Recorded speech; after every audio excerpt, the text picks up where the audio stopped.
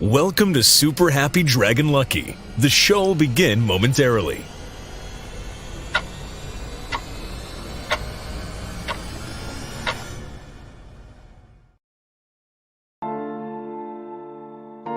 But why, some say, the moon? Why choose this as our goal? And they may well ask, why climb the highest mountain? Why, 35 years ago, fly the Atlantic? We choose to go to the moon. We choose to go to the moon in this decade and do the other thing. Not because they are easy, but because they are hard. Because that goal will serve to organize and measure the best of our energies and skills. Because that challenge is one that we're willing to accept, one we are unwilling to postpone, and one we intend to win. We choose to go to the moon.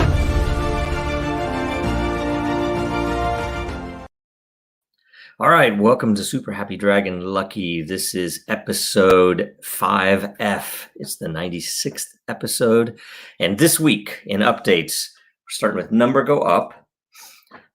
This week it is DragonNet transactions. So total transactions for the past month is over 43 million. Is that correct? Yes, 43,487. That's pretty good. This we wanted to bring up, as part of our number go up segment, the fact that, and the whole point of what we're trying to say with number go up is that it would be great to focus on adoption metrics or other metrics rather than just a candlestick, a price going up for no reason whatsoever. So one way or another, the metrics page for Dragonchain really kind of fits the bill there. We put it in place to show adoption transparently, to show the stability of the network and of the fees. As an example, basically as our angle on transparency into what is going on behind the scenes, even in the cases where we can't answer either because of agreement or because we don't know what someone is doing with those transactions. You can still see the transactions.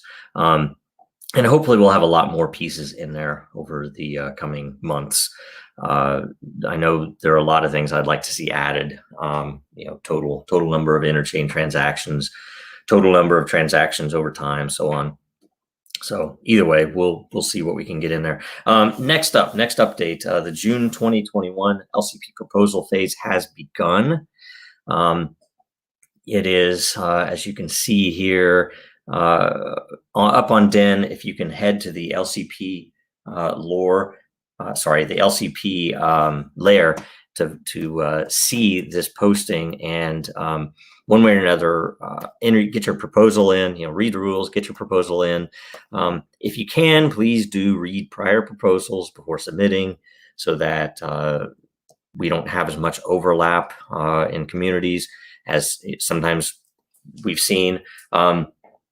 This month, based upon a governance vote, the max total number of layers that will be created is 2.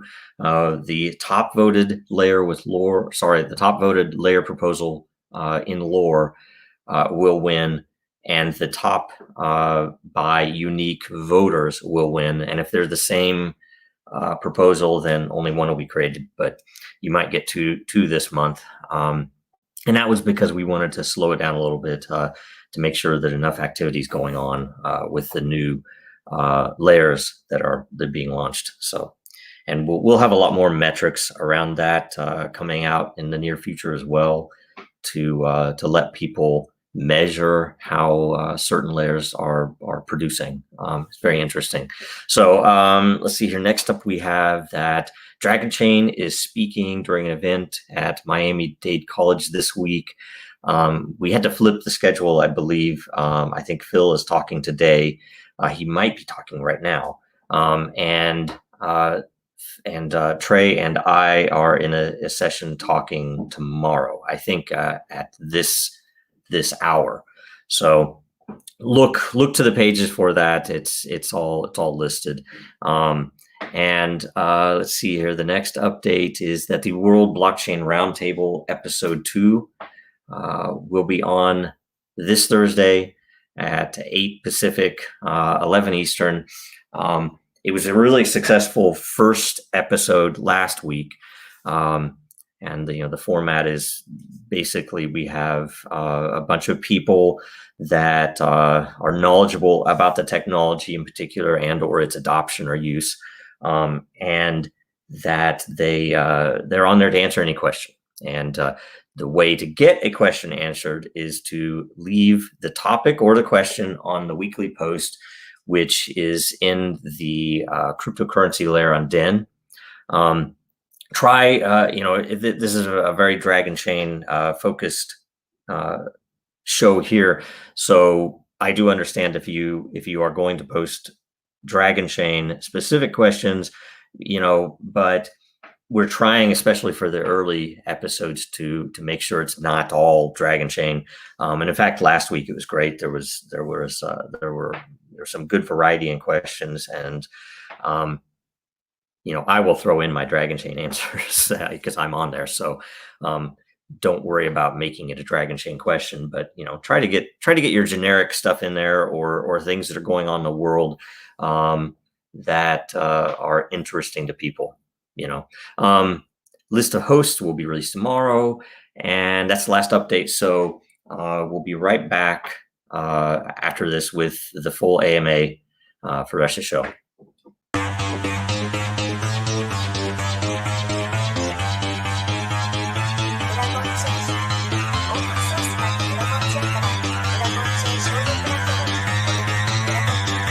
Because that goal will serve to organize and measure the best.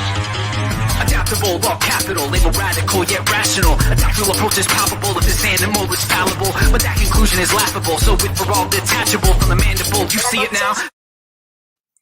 All right, we're back. So here's what I'm going to do. This is the post where the AMA happens, and I'm going to refresh it so that any last minute upvotes are accounted for the ranking. And then we'll start going through this. So first question from Castoff.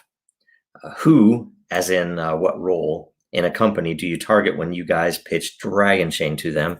Do you have an elevator speech that can be shared so we can promote Dragonchain and its capabilities? The first question, the role is typically decision maker. That would be, executive, or it would be very typically someone who is running, who can, decide and answer, who is, running a project or a division or something else. And I might not be the best person to answer that because there are all types of things that go into that. I'm sure that Phil and Trey could better answer.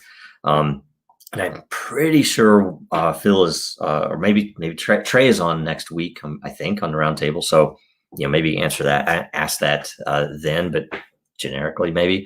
Do we have an elevator pitch that can be shared?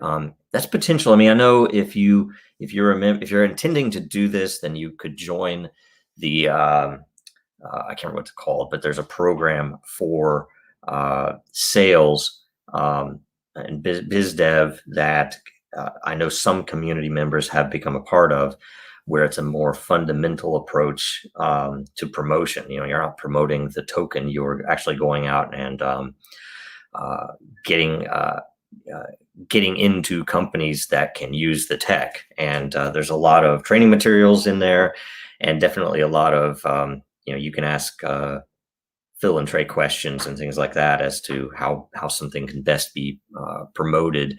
And when I say because if I were to say elevator pitch, we have many elevator pitches depending upon the use case, or and that's kind of hard, but we have some very generic ones, of course, but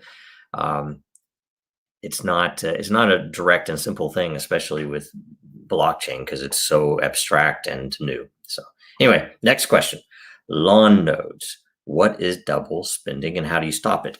Question. So I think, and this might be useful, I think that this was intended for the World Blockchain Roundtable. So if you could go and ask that there, it'd be much better. I could answer it here, but it's not a Dragonchain specific question. So, or Den or any of the other stuff. I mean, and it would be better if we answer it over on that side. So let's see here. Wanma B737. Seeing how Dragonchain is performing in the business world, I get the feeling that it behaves more like a company in the S&P 500 rather than a crypto company. Is there any possibility of doing a conversion or having some hybrid model? I don't know in particular, like say, if you say S&P 500, then you're talking about publicly traded companies. We already are. I mean, I think most, depending, there are projects and companies out there, right? So we do have a company, obviously, that handles a lot of what we're doing. But we've also separated different concerns. We have the foundation, we have the company, we have the enterprise sales company, we have Den, we have various other entities for specific reasons. I mean, the fact that Dragonchain does have equity means it is already hybrid, and I don't expect that we would be publicly traded. We don't have an interest in being publicly traded with our equity. So I don't know if it's the best answer, but I get what you're saying. We actually strive to be more transparent than we would be required to be transparent if we were a publicly traded company. There are only some things on, say, like financials that I want to treat it as a private entity because there are too many security risks to having people know where money is or who does what or anything that you would have to make public in if you were a publicly traded company. So anyway, that's pretty in depth, I guess. Drew 584.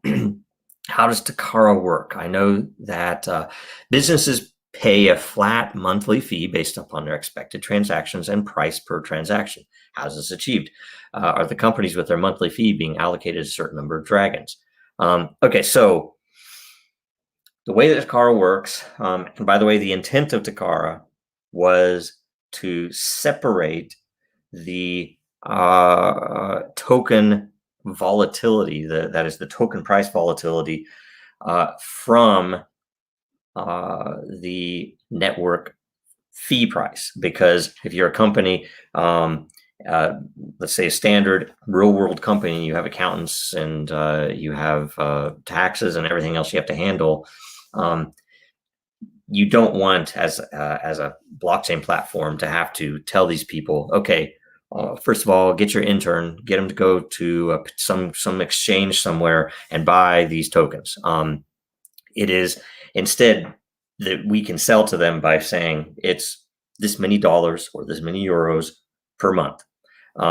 And they can budget that. And it seems very similar to them, the model that they're already using with cloud, whether it's Amazon, Azure, or Google.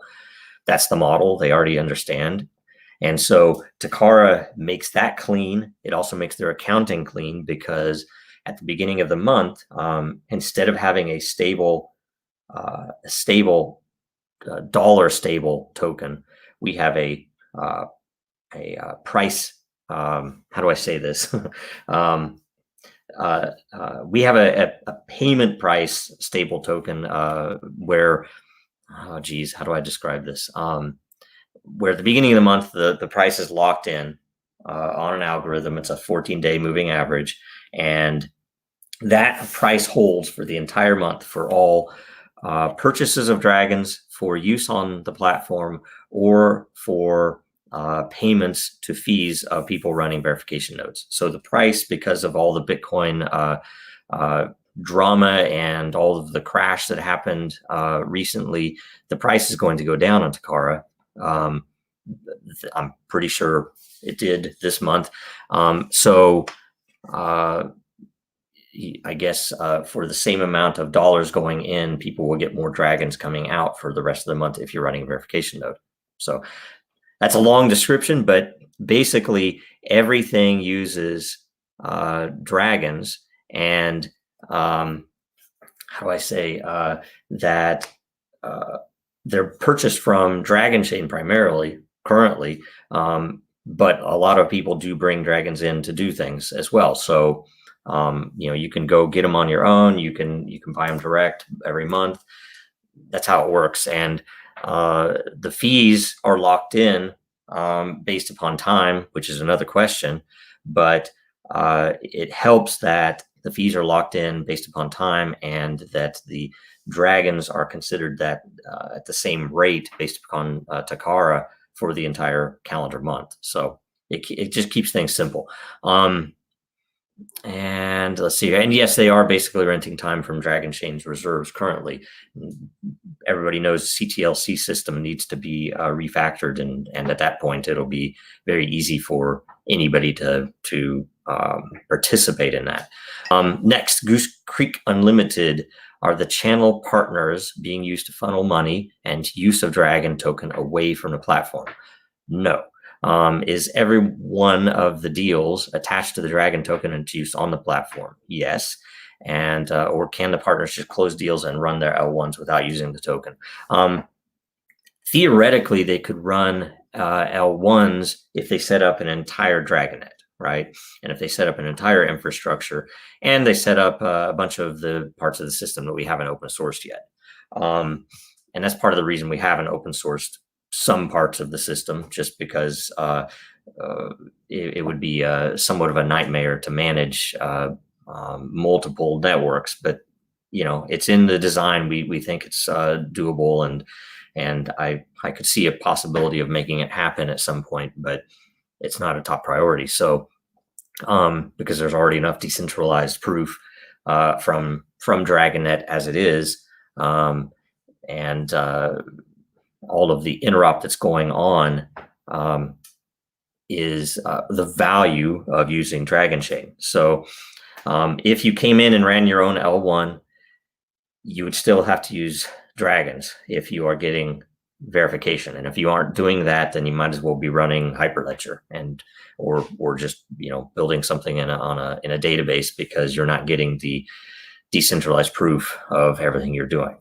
Let alone all of the other contexts that Dragonchain allows. So yes, I would not see, especially anything through a channel. It's entirely possible someone could go to GitHub and do something and say, "Oh, here's this, and I'm not going to use Dragonchain, or I'm not going to use dragons." It's possible. It'd be a lot of work, and judging by everything we're seeing, that would be unlikely to happen. But everyone that we're using through the channel partners, yes, they're all going to use dragons. Let's see here. Dragonchain Hodler. What roles does encryption play in the Dragon blockchain? This is a little interesting, but it might be an abstract answer. Apologies for that. The encryption is, at least in the architectural level, left to the implementer. So if you would have grabbed Dragonchain back in the early days and you built something on it, by default, it wouldn't have any encryption on your payloads unless you put it there. I mean, you could easily encrypt the payloads and use the system, and it would all work as you would expect. But our notion of security was, especially at the outset, very focused on the structure, that rather than the math or whatever type of encryption you used, that we did not want to focus on, best of breed current encryption, because that will always change over time. And you want it to always improve. So what we did is abstract that away and say, you could fit anything in here, and we are keeping it secure by separating your business data and your business processes from the real world where that verification takes place. So we have all of the decentralized verification of the proof of your data. The data itself isn't moving anywhere. It's wherever you want to put it. And in our implementation, on the commercial side, the way that Dragonchain built it, it is we how do I say, depending on which cloud environment it is deployed, we're using the commodity storage. But you can easily change that. So if you're an enterprise customer, you can say, oh, I don't want to use Amazon something type of storage. I want to use this because of performance or because of security or whatever reason you would want as a business. So the beauty is encryption in Dragonchain is very, very much abstracted for flexibility, that you can use any type of encryption you want. And the great thing for me was that it was very much just another test of the architecture when our now partners came to us with the technology to do quantum safe encryption, and how can we integrate that on a blockchain? And when we started building all of this out, it just fit in, and we still have a few different ways to include capabilities, the capabilities of that technology in what Dragonchain does as well. So, we've already rolled out a couple of vanilla approaches. The very first thing that makes the most sense to do with quantum safe encryption on the blockchain, and we have a few more things that we're still working through as to to double check if people will value them. So okay, Jiden asks, when do you think a blockchain explorer for Dragonchain will be developed? If you watch back the last AMA, which I think was only 2 episodes ago, because it was before we started saying, okay, it's going to be the first AMA, by the way, first Tuesday every month, right? Unless something comes up where we absolutely need to do an AMA, or because we have a special guest or something like that, it'll only be once a month. So we answered this in the last one, and I'll answer it again, but you might look to that video. There might be more depth there in the answer, but it isn't, how do I say this? A blockchain explorer for a hybrid blockchain is an interesting thing, because your business has its own blockchain. So my business is different than your business, and mine might not be public, and I don't want my data public for obvious reasons. So maybe I could expose part of mine, but that is referred to by your chain or something else. That might make sense, but it makes better sense for me to give you the data set that in transactions that I'm comfortable with you as a partner having, and then yield a public blockchain from that. Blockchain Explorer, a public blockchain explorer from that.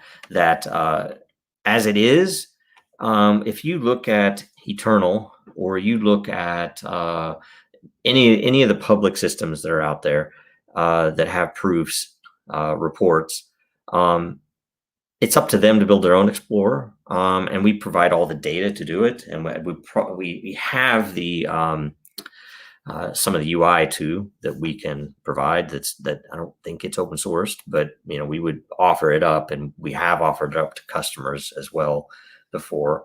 But all the data is already there. The infrastructure itself already has mechanisms to grab the entire path of a transaction through all of the blocks that are created all the way up to Ethereum and Bitcoin.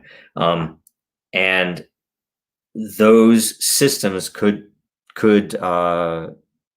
also walk within the level 1 blockchain if they wanted. Eternal doesn't on purpose, because people sometimes will post notes in there that aren't public things, and you wouldn't want to be able to see everything from everyone unless they gave you the transaction ID. So, but theoretically it could show you the whole chain. And so it's not something that we would provide at the top level. It would have to be, sorry, I went longer. I wanted on that. It would have to be inside of each of those applications. So anyway, Juan Esperanza, when will the Tokenized Academy program launch? So we don't know. We have a couple of customers already using the Academy system. I guess more than a couple, and we are building out some amount of customization for those different groups. The next step is that I know at least one of them has already provided some of their own content, some of their own courses, and the other one, if I understand correctly, will as well. We're also wanting to expand that, and if we get enough users of that system, then we're probably going to launch what's already written up. Some of you might have already seen there was a draft white paper for a full Tokenized Academy program that rewards content creators, which are the course creators and the users that are taking those courses based upon scoring and a whole bunch of other things. There's still some work to be done on a design, but it should be a pretty powerful system because it has an enterprise component as well for corporations that need various types of training, and then there's a built-in marketplace. So anyway, we don't have a date. So it mostly depends upon adoption. So as adoption occurs, there's more and more likely to happen. I'm hoping soon, but who knows? 1.8T, where does network diversity and attractiveness or profitability rank among Dragonchain's current priorities? Very high. I think it's not as high as adoption or sales. It's not as high as oh gosh, I mean, the fundamentals, getting the features in for the sales, getting the sales signed, getting everything kicked off, getting successful deliveries to happen. All those will generate network diversity because of the number of systems that will be attached, and profitability, right? So if that's what you mean there, that's important. And if you're talking about profitability of a verification node runner, then I think it's the same thing, that sales is where it's at. And I don't really care about the number itself. I really don't care about the speculative side of number go up for Dragon or anything else. I care about,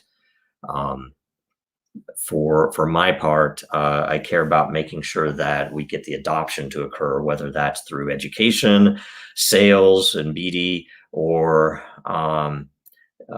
just, I guess, making sure that the metrics are always there so people notice that things are possible that they didn't realize were possible. Let's see here. We are at 28 minutes. Okay, so let's see. Get your popcorn ready. If you had to recommend a winning strategy for a newbie of Dan.social, would you suggest staking Matter with ETH, or what are optimal pairs and end goals? So I don't know if this is talking about, well, for a noob of Dan.social, either way, I guess you might not know, that the farming would make sense. And that's not announced yet for, what the weightings will be for the various types of Matter ETH, Lore ETH, or Dragon related stuff that would farm Lore. That will be announced, and then it'll be obvious. If I had to recommend a winning strategy, the first would be create real content that is good, that is targeted to whatever that audience is in that layer. That it's extremely important, if you want to build Matter, if you want to be successful, to put the right stuff in there and to put it in the right place for people to evaluate it, and make sure English is good and everything else. I'm running out of time. So anyway, let's see here. I'm going to cut out and say, make sure. Okay, so the end of the updates, that's the end of the AMA. Watch Super Happy Dragon Lucky again next Tuesday. Make sure you watch the roundtable this Thursday, and follow Real Denizens, Dragonchain Gang, and me, Jojo Rowe, on Twitter and everywhere else we might be. Like the video, subscribe, Thanks so much. See you next week. Now, more than ever, our data is at risk. Our supply chains are in jeopardy. Our systems are broken, and businesses feel powerless. Dragonchain gives you a different way, a safer way, a better way, and you have power over your data. Dragonchain gives you proof in an untrusted world. Build now at dragonchain.com, America's blockchain.